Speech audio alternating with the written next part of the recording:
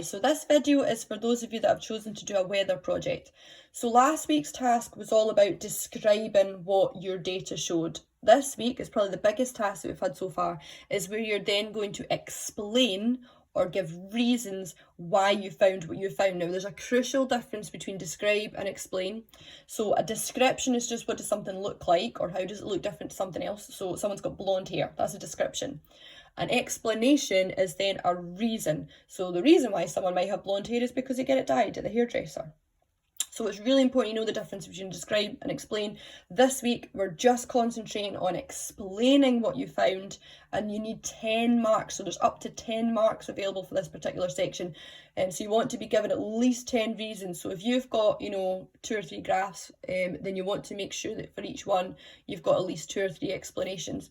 What we're doing for task 1 is I've given you some descriptions. What I would like you to do is to give at least 1 or 2 reasons for each one. And I've done the first one as example. If you are not sure, what I have done is see if you go into the files section, there's just a general part of files. And then if you click on knowledge and understanding, you'll notice that I've put a document for each topic. So they're just there to help you when you're doing this week's tasks. So see if I just go back in here. So I've done an example one for you here. So it shows you a graph of a population pyramid of Kenya, and it shows you there's a lot of children here between 0 to 4 years old. So in my explanation, I've just said this could be because in developing countries, people have less access to contraception, so that would be worth a mark. Also, children are required to work, so that would be worth a mark. Again, I could have wrote more there, but this was just to kind of, give you a gist of what's going on. So for the next ones, I'd like you to give the explanation. So we've got a graph here that shows you the birth rate in Scotland has decreased from 1901 to 2011. I've given you some hint. Think about why in a developed country you might be likely to have less children. If you're not sure, see if you click on the one about population structure.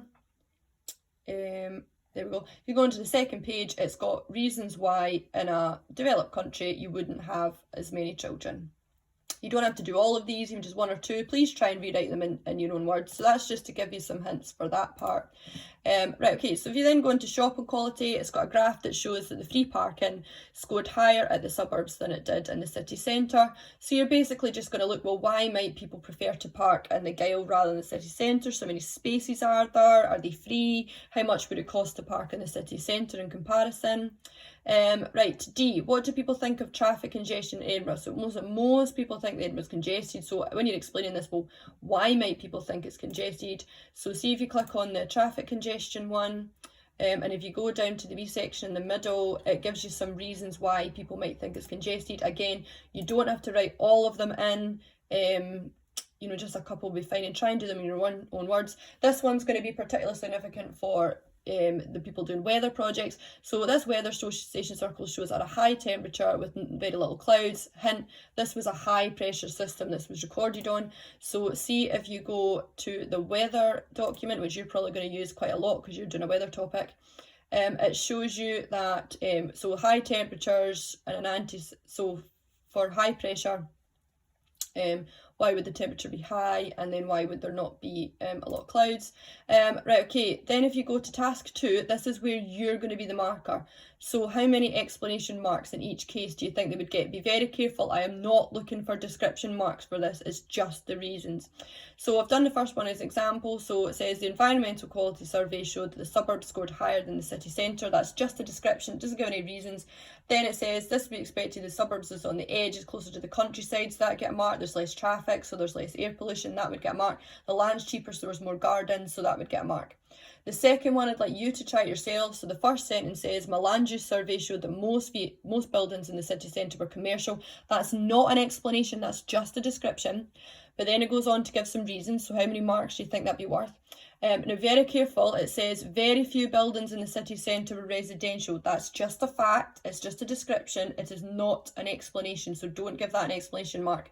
There's one for C and D. You probably notice they're quite sparse, so what maybe could they have done to gain some more marks? Right, so you chose to do weather, so it'd be useful to take some notes just now. Again, you can use that document that I've just showed you to help you with this.